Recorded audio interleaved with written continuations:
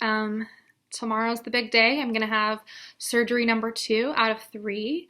So I'm actually going to have my small intestine turned into a J pouch, which is kind of like a pseudo colon. I'm always nervous to go to the hospital, but I feel like after having one surgery down, I'm a little bit more prepared. I just wanted to do a video of what you can do to prepare for your surgery and some things that are good to pack. So first of all, one thing that you might not know is once you've had your colon removed, you don't have to do any kind of colon prep, which you have to do for most surgeries. So that's kind of one of the perks of not having a colon. If you've had a lot of colonoscopies, you know that you have to drink this gross stuff that, basically makes you feel like you have food poisoning. You have to be on a clear liquid diet, and it's probably one of the hardest things about preparing for a surgery or a colonoscopy. So I don't have to do that. I can't eat anything after midnight tonight, but I can have clear liquids up until I think like 6 hours before my surgery. So yeah, and they told me to drink a lot of Gatorade, so I have that ready to go.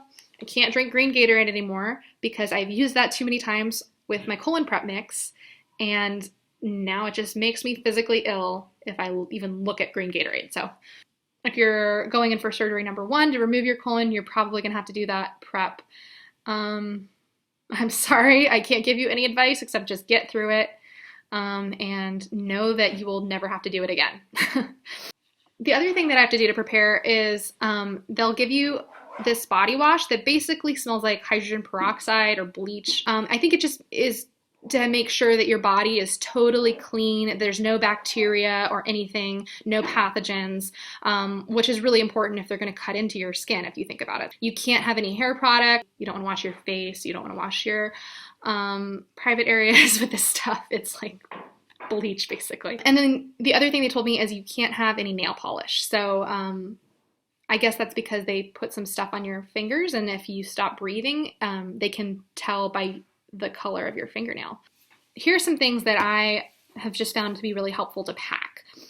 So one thing you're going to want is your toiletries. You're going to want your toothbrush, toothpaste, floss, body wash, shampoo, whatever you think you're going to need while you're there. They have showers in the hospital. I've never actually taken a shower in the hospital. Maybe that's gross. I don't know. I just kind of gives me the EBGBs. But if you're going to be there for a long time, you might want to take a shower, and I would recommend maybe bringing some flip-flops or some shower shoes. I just kind of try to avoid that. I'll take a shower when I get home.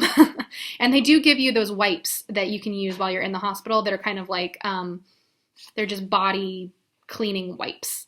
So that works if you really smell. I do always bring a razor blade so you can shave while you're there, deodorant, and then I put my toothbrush in a little case. I don't even think this is a toothbrush case. This might be for glasses. I don't know. It works. I just kind of, again, maybe I'm a little bit of a germaphobe. I just don't want any of my stuff touching any surfaces in the hospital. You don't know who was there before. There's a lot of germs in hospitals. And then the other thing I bring that I just always like to have in the hospital are hand lotion and chapstick. My skin just gets really dry, and especially if you're on steroids. I mean, when I'm on steroids, my skin is like paper thin, very, very dry, and it's just really nice to have some lotion and some chapstick nearby. A brush.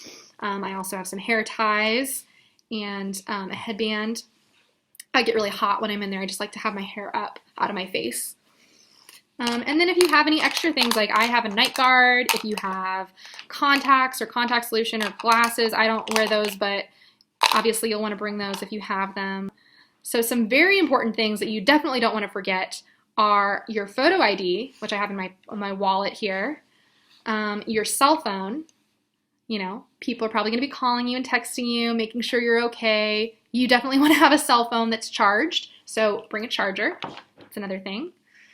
And if you can get an extension for your charger, even better, because sometimes the outlet is like really far away, and obviously you can't get out of bed. I don't know why they put the charger so far away, but if you can get an extra long cable, even better. And then some things that are going to make you a little bit more comfortable, in my opinion, are, bring some pillows from home, or like I have this little neck rest. I was really uncomfortable after my surgery. I had a lot of back pain. I didn't really think about it at the time. I kind of thought maybe I had just been in a weird position while I was having surgery and my back tightened up or something.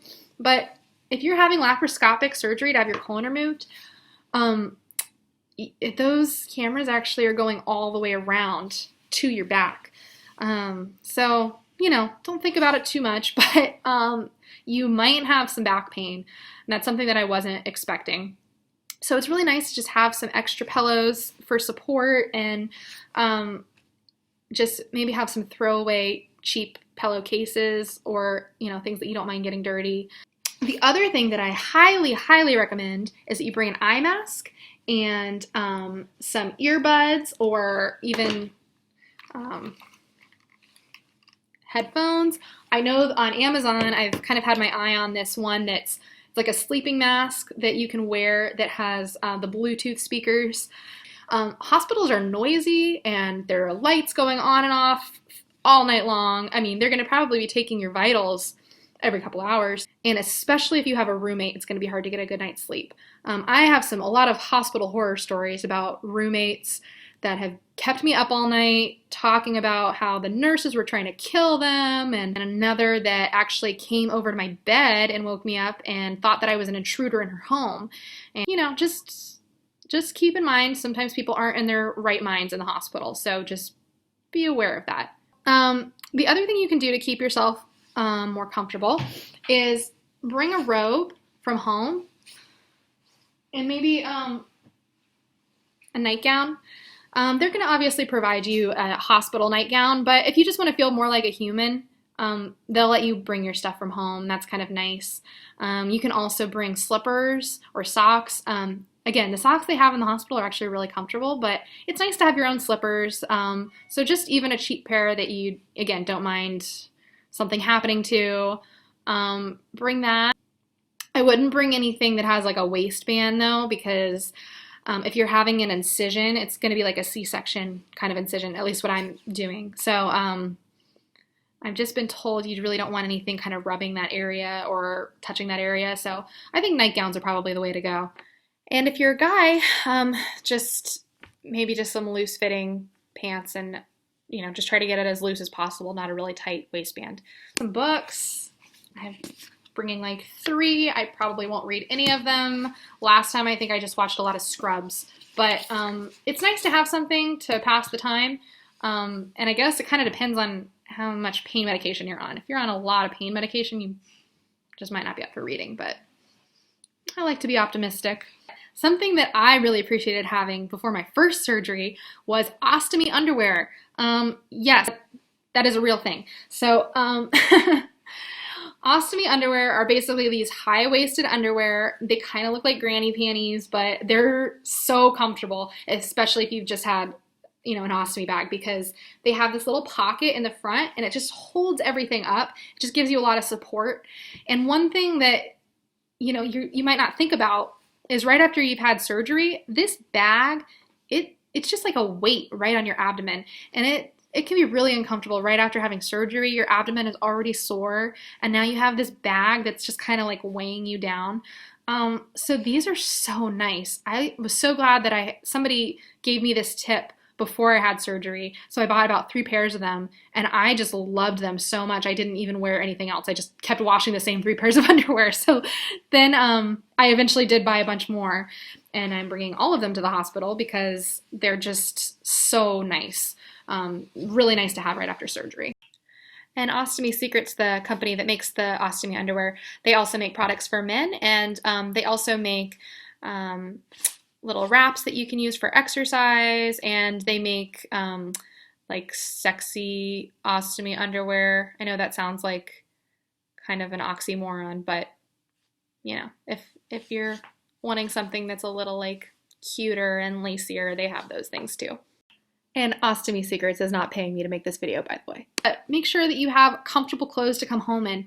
I'm just bringing a sweatshirt and tennis shoes and some big sweatpants, a big t-shirt. You're not trying to win any fashion contests. You're probably just going to go from the hospital to the car to your home. So wear whatever you need to make yourself comfortable. That's what I'm bringing with me to the hospital. If you have any questions, you can leave me a comment. And if you have any suggestions for things that you like to bring to the hospital that maybe I left out, please let me know. All right, thanks. Wish me luck, everyone.